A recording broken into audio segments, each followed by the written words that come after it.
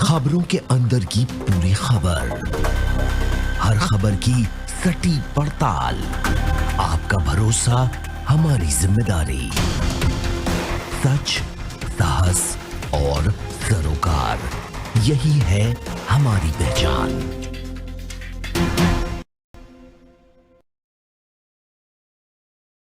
नमस्कार, स्वागत है आपका। आप देख रहे हैं प्राइम टीवी और मैं कीर्ति मंडला। वक्त हो चला है देश और दुनिया की तमाम खास खबरों पर एक नजर डालने का। कांग्रेस का आज 135वां स्थापना दिवस है। इस मौके पर कांग्रेस अध्यक्ष सोनिया गांधी ने दिल्ली में अखिल भारतीय कांग्रेस कमेटी कार्यालय पर झंडा फहराया। स्थापना दिवस में कांग्रेस के कई वरिष्ठ नेता उपस्थित रहे। इसी के साथ ही कांग्रेस सीएए के विरोध देश के सभी राज्यों में आज स्थापना दिवस पर संविधान बचाओ भारत बचाओ मार्च का आयोजन करेगी। कांग्रेस अध्यक्ष सोनिया गांधी दिल्ली में, राहुल गांधी असम में और पार्टी महासचिव प्रियंका गांधी वाड्रा उत्तर प्रदेश के कार्यक्रमों में शिरकत करेंगी। भाजपा के बंगाल इकाई के अध्यक्ष दिलीप घोष ने एक विवादित बयान दे दिया है, जिससे उनकी मुसीबतें बढ़ती जा रही हैं। इस बयान को लेकर विवाद पैदा हो गया है। विपक्षी पार्टियों ने उनको चौतरफा घेरने का मन बना लिया है। प्रदेश अध्यक्ष पूर्वी मिदनापुर जिले में रैली को संबोधित करने पहुंचे थे। वहां सभा के दौरान उन्होंने कहा कि मीडिया को खबर चाहिए, इसलिए पार्टी कार्यकर्ताओं द्वारा अस्थिरता पैदा करने के लिए कहा जा रहा है।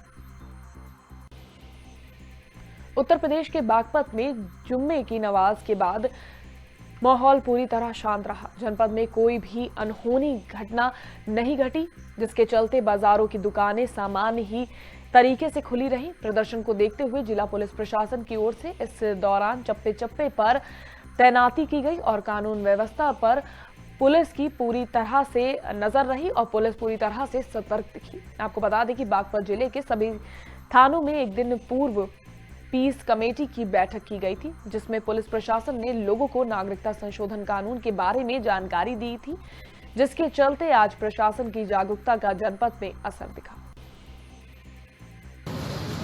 देखिए, आज जुमे की नमाज है और जो सेक्टर जोनल व्यवस्था हमारी पहले से पूर्व से चली आ रही लगी हुई है। थोड़ी सी संवेदनशीलता है, निश्चित तौर से जिस तरह की परिस्थितियाँ बनी हुई है उसको देखते हुए तो हाई अलर्ट है। जितने भी पूरे जनपद में 144 लगी हुई है और पूरी फोर्स जिसमें हमारे मजिस्ट्रेट भी शामिल हैं, पुलिस के लोग भी शामिल हैं, लगातार भ्रमणशील हैं। हम लोग जो भी संवेदनशील गलियां हैं या जो सामान्य गलियां भी हैं वहाँ भी लगातार घूम रहे हैं, लोगों से इंटरेक्शन कर रहे हैं, बातचीत कर रहे हैं। और जितने भी जिम्मेदार लोग हैं, जिसमें मुतवल्ली हैं, शहर काजी हैं, पेश इमाम हैं और मदरसे के संचालक हैं, उनसे और जो अन्य धर्माचार्य हैं उनसे हम लोग लगातार बातचीत कर रहे हैं कि जिस तरीके से पिछली बार शांतिपूर्ण ढंग से हमारे यहाँ नमाज अदा की गई, उसी तरीके से धारा 144 को देखते हुए लोग कम संख्या का मतलब मजमा बना के ना आए, भीड़ की शक्ल में ना आए और नमाज अदा होने के बाद भी भीड़ की शक्ल में ना जाए, 2-2, 4-4 की संख्या में निकलते रहें। तो उसी को मद्देनजर रखते हुए, उसी को दृष्टिगत रखते हुए पूरे जनपद में हम लोग घूम रहे हैं। हमीरपुर में रेलवे ट्रैक पर मिली छात्रा की लाश पर सियासत शुरू हो गई है। कांग्रेस ने इस पर सियासत की शुरुआत करते हुए कहा कि मृतक छात्रा को अगर न्याय नहीं मिला तो कांग्रेस पार्टी आंदोलन करेगी। इसी सिलसिले में हमीरपुर पहुंचे कांग्रेस के प्रदेश सचिव ने एसपी और डीएम से मुलाकात की और जल्द मामले का खुलासा करने को कहा। उन्होंने कहा कि अगर पुलिस ने जल्द मामला नहीं सुलझाया तो कांग्रेस नेता राहुल गांधी और प्रियंका गांधी खुद यहां आएंगे और उनके नेतृत्व में यहां प्रदर्शन किया जाएगा। वहीं मृतक छात्रा खुशबू के पिता का रो कर बुरा हाल है। उन्होंने कहा कि उनकी बेटी कोचिंग जा रही थी और अचानक गायब हो गई। पूरे प्रदेश में एक अराजकता का माहौल है। पूरी तरह से जो है शासन व्यवस्था ध्वस्त है। शासन नाम की चीज़ ही नहीं है। अपराधियों के इतने साहस बुलंद हो गए हैं कि आए दिन हत्याएं हो रही हैं। और कल हमीरपुर जनपद में 15 गांव में 16 वर्षीय बालिका के साथ जो है ज्यादती हुई और उसकी हत्या कर दी गई जो है। उस संबंध में हमारे प्रदेश अध्यक्ष आदरणीय अजय लल्लू जी और राष्ट्रीय महासचिव प्रियंका गांधी जी द्वारा मुझे भेजा गया है कि मौके में वारदात को देखकर पीड़िता को न्याय दिलाने के लिए मैं आया हूं। मैनपुरी में 8 सूत्री मांगों को लेकर लेखपालों का प्रदर्शन जारी है। 16 दिनों से धरने पर बैठे लेखपालों के चलते आम लोगों को बड़ी मुश्किलों से गुजरना पड़ रहा है। लेखपालों के काम पर ना आने पर ना तो लोगों के फर्द खतौनी मिलती है और ना ही मूल निवास प्रमाण पत्र बन रहे हैं। लेखपालों की पुनः वापसी के लिए जिलाधिकारी के आदेशानुसार धरने पर बैठे 5 नामजद लेखपालों के अलावा 100 अज्ञात लेखपालों के विरुद्ध रिपोर्ट दर्ज की जा चुकी है। वहीं जिलाधिकारी ने लेखपालों की सेवा समाप्त का अल्टीमेटम भी दे दिया है। इसके बाद भी धरना बदस्तूर जारी रहा। वैसे तो प्रदेश सरकार भ्रष्टाचार पर लगाम लगाने के लिए लाख कोशिश कर रही है, लेकिन जब उनके ही नुमाइंदे भ्रष्टाचार करने की कोशिश कर रहे हैं तो उन्हें रोकने वाला आखिर कौन होगा। ऐसा ही मामला जनपद मैनपुरी के आगरा रोड पर देखने को मिला, जहां शहर को चकाचौंध करने वाली पोल पर लगी स्ट्रीट लाइट नगर पालिका द्वारा महंगी स्ट्रीट लाइट को बदलकर सस्ते दामों वाली बदली जा रही थी, जिसकी भनक सदर विधायक को क्या लगी। उन्होंने इन लाइटों को उतारे जाने का कड़ा विरोध करते हुए रोक दिया और उन्होंने मीडिया को बताया कि जितनी भी लाइट है उतारी गई है उनकी भी जिलाधिकारी से कहकर निष्पक्ष जांच कराई जाएगी और दोषी के खिलाफ सख्त कार्रवाई की जाएगी।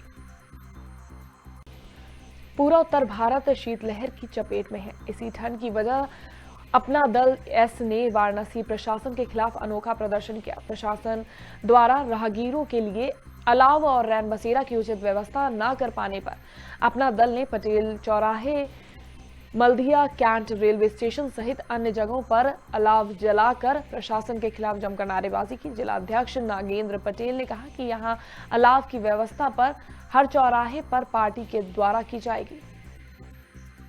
कड़ाके की ठंड को देखते हुए यह निर्णय लिया है कि हम लोग वाराणसी जिले में जो ठंड से पीड़ित लोग हैं, आने जाने वाले राहगीर हैं, उनको ठंड से बचने के लिए अलाव जलाने का निर्णय लिया है और इसकी शुरुआत खंड खंड भारत को अखंड भारत का स्वरूप प्रदान करने वाले सरदार वल्लभ भाई पटेल की इस मूर्ति पर माल्यार्पण करने के बाद यही से हम लोगों ने शुरुआत किया है। मैनपुरी में किशनी थाना पुलिस को बड़ी सफलता हाथ लगी है। पुलिस ने मुखबिर की सूचना पर बैरागपुर इलाके में छापेमारी कर एक चोर को हिरासत में ले लिया है। पकड़े गए चोर के पास से पुलिस ने कई मोबाइल फोन भी बरामद किए हैं। ये पूरा प्रकरण थाना किशनी जनपद मैनपुरी का है। इसमें बीते नवंबर माह में एक सदर बाजार किशनी में मोबाइल शॉप में चोरी हुई थी।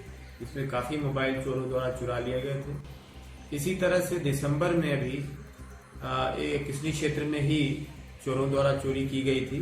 इन दोनों चोरियों के वर्कआउट करने के लिए टीमें लगी हुई थी, जिनमें सफलता मिली है और कुल 4 चोरों को गिरफ्तार किया गया है। इन 4 चोरों से करीब 10 मोबाइल फोन बरामद हुए हैं। साथ ही साथ चोरी गए अन्य आइटम्स भी पुलिस ने बरामद किए हैं।